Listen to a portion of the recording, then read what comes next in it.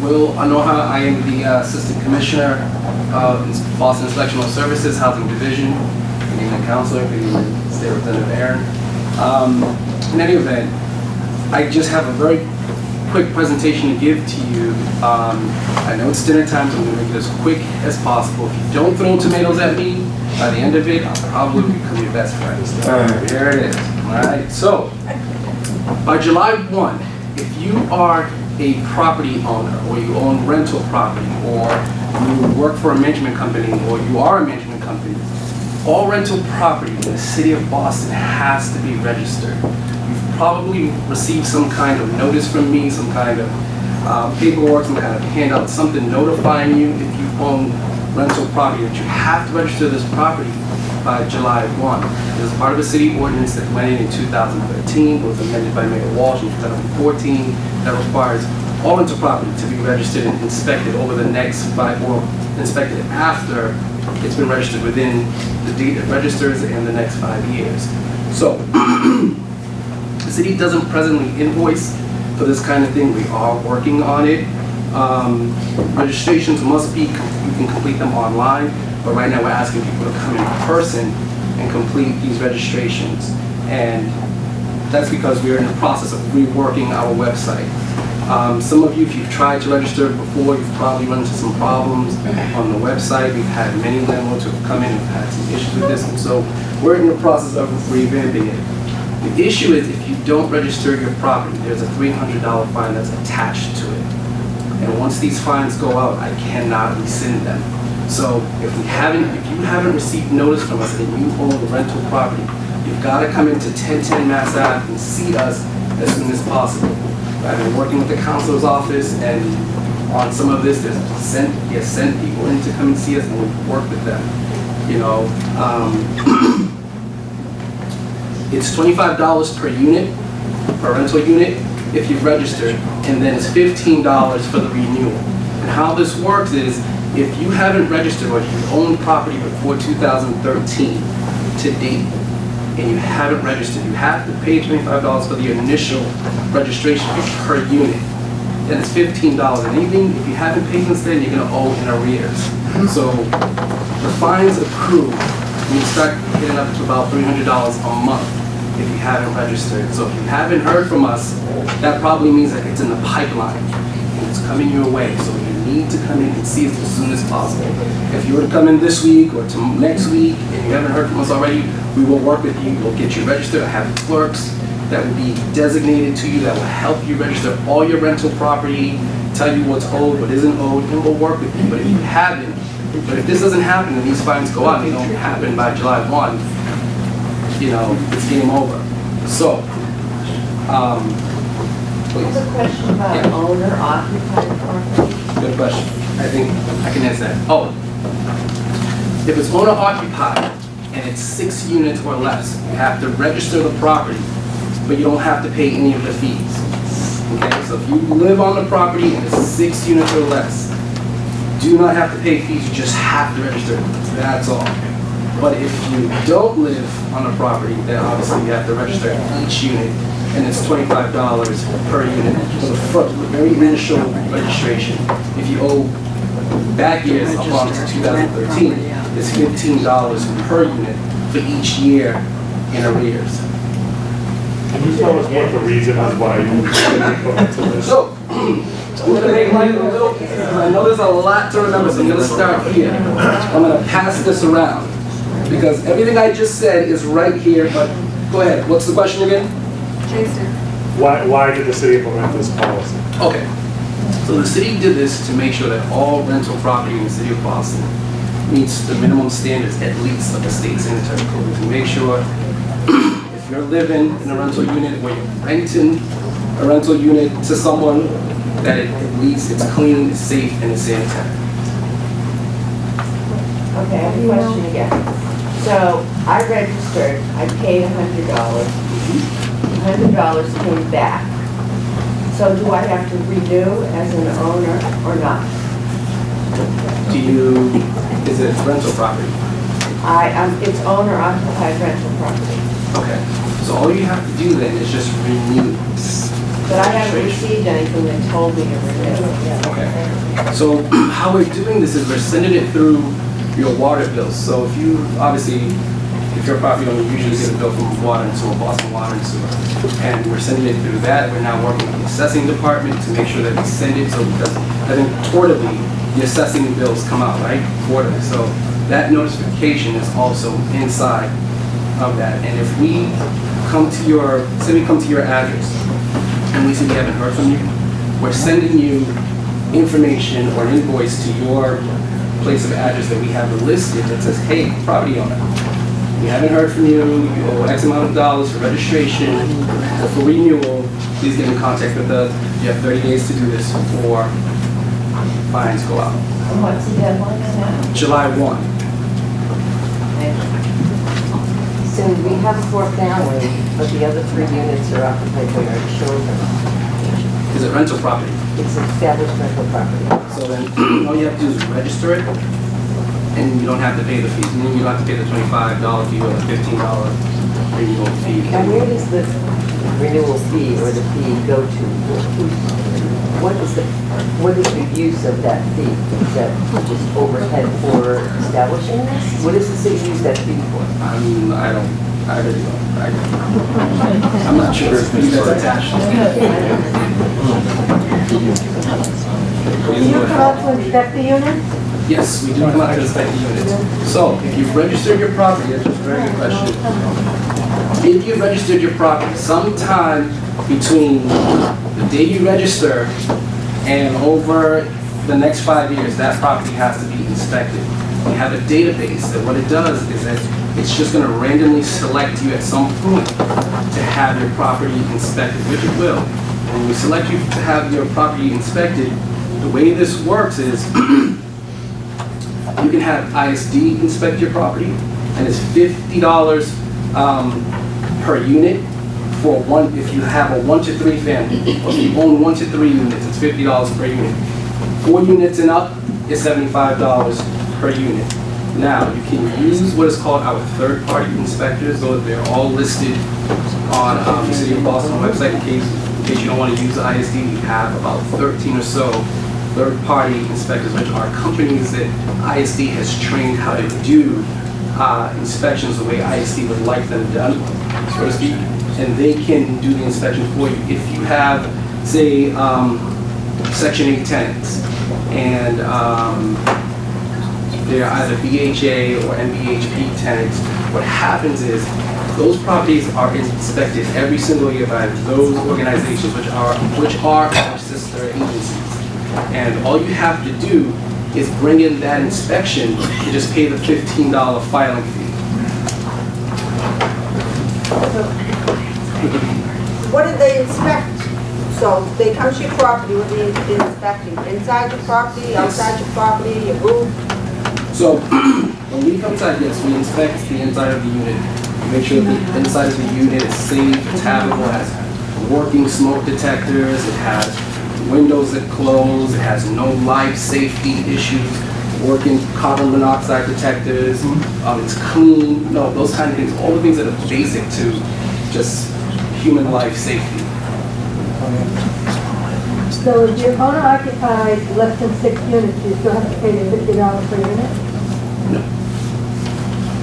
Because if you're owner occupied with less than, with 6 units or less, we don't inspect, because you're there, you live there, and if there's any issues.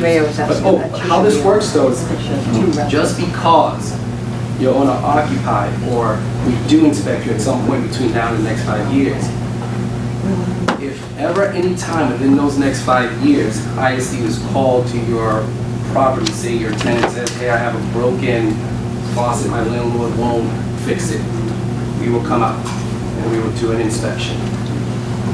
But this program is meant so ISD will be proactive and do inspections for rental units in the city of Boston. Okay, so this is the north end, and things were built a very long time ago. So, when I see the word code compliant here, that sort of gets a little scary. Like, are you talking about door closures and, like, what a condo has to do nowadays to get built is a little bit different than what happened in the 1850s. So, is there a list Yes. of things that you're gonna, so that basically we can be somewhat prepared before somebody walks in and basically levels a shotgun at us and says, oh, mackerel, everybody's out of here, you know, like, at least give us a break, you know, like, let us know what's going on first. Can I just add something? The reason why we have this ordinance in place, if you remember a couple of years ago, we lost, I believe, a couple of college students at Allston-Brighton. Okay? This is an ordinance that's very important for folks in the North End, where we have a lot of students that live in this neighborhood. And it's part of our problem public task force. Because sometimes students move in, they're having parties, we have no idea who the landlords are. So it's an opportunity for us to get in there, making sure it's safe, and get us, it's a registration of who the landlords are. And that's why we use Boston Water, because they have a better list of landlords than the city assessment department. But that's how it started. We lost 2 students, and for us in the North End, it's a way for us to know who the landlords are that run into some students. I will add to that. For example, if you own a big building, right, we cap the registration fee for buildings at $2,500, $2,500, right? And for complexes, it's $5,000. But the city of Boston determines what a complex is, and that's one of the things that we will sit with you and talk about. So, for example, if you're a landlord and you own, I don't know, a 400-unit building, obviously $25 times 400 is going to be a lot of money, right? So the building caps, the fee for the city of Boston caps at $2,500. That's just something you should keep in mind. And if it's a complex, $5,000. So if you do an inspection at an apartment and there's tenants living in it and it's not up to code, what happens? So if we do an inspection and we find things that don't meet the state sanitary code, the inspector will give you a printout of the inspection report that will tell you, okay, you have 30 days to correct these violations and we will be back to inspect. And you get up to 2 inspections, and anything after 2 inspections, then if you fail 2 inspections, then it's $50 an inspection for each one.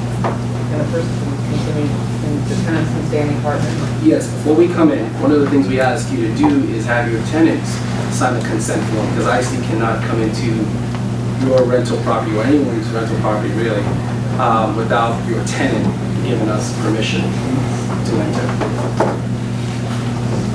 I assume this applies to Airbnb also?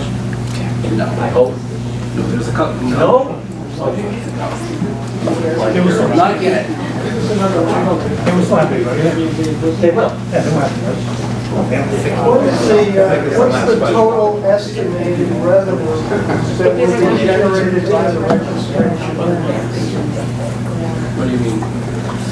What do you expect, how much in total from registration fees will go to the city? What's the total amount of the registration fees?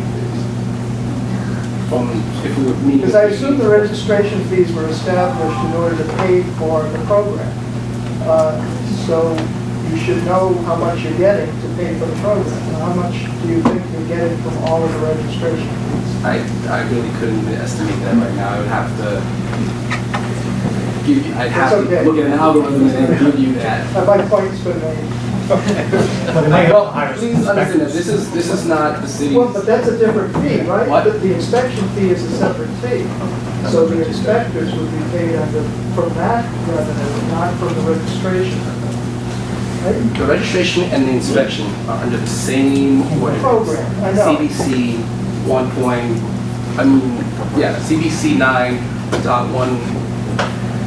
CBC 9.1-3, right? That's the city ordinance that regulates this whole thing, which says, hey, landlord, you have to have your property registered, and you have to have it inspected.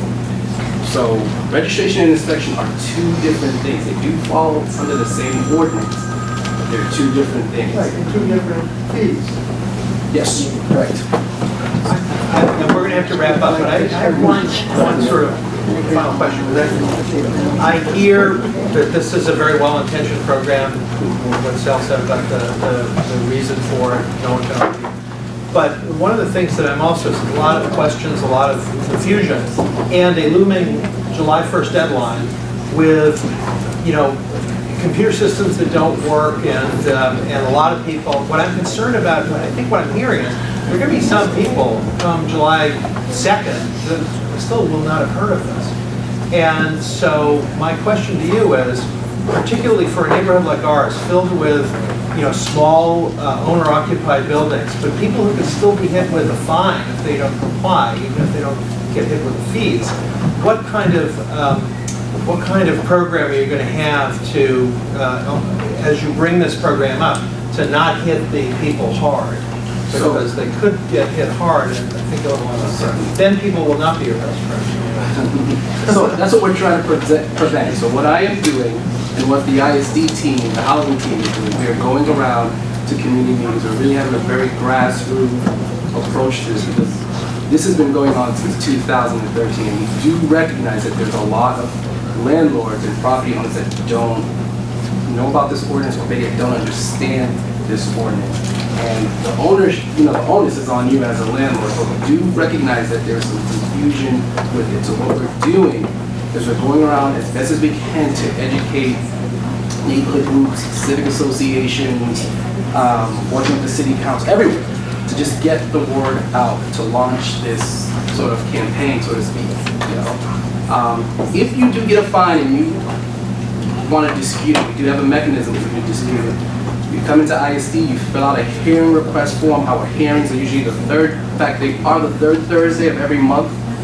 We'll put you on the docket, and you sit in front of a hearing officer, you bring whatever evidence you have and you show them, that can prove your case to them, and, they make a decision from there.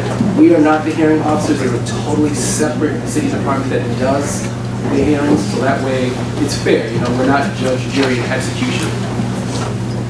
Right. One last question, and then we'll wrap. This has been very interesting proposition that you have just thrown on our laps. What happens? There's maybe 100+ people here? We have many more that are landlords in the North End that are not here. Yes. Okay, how are they going to get this message that there will be fees, fines, and so forth if they don't follow these new rules? Are you going to have what I would call a mass mailing to them, number one, with all the ifs, ands, and or buts in English that they will understand, that they will have to abide by? Will there be an office where they could find help? If you're away over Massachusetts Avenue, there's not going to be too many old-timers from here that are going to trek over there. And by the way, why did you move all the way over there?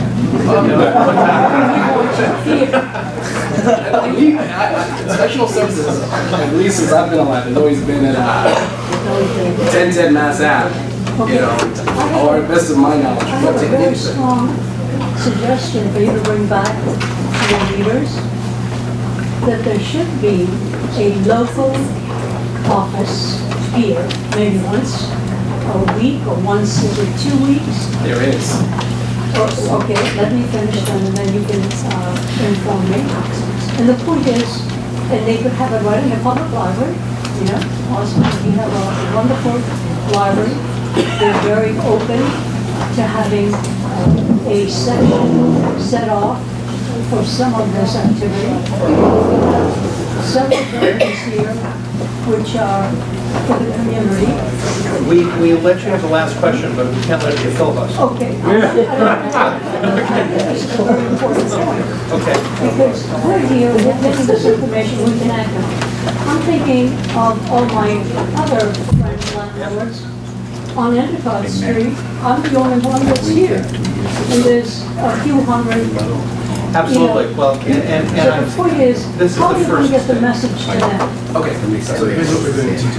We're going to continue to go to communities throughout the North End. I'm going to answer. There's a multi-pronged approach to this. That's one.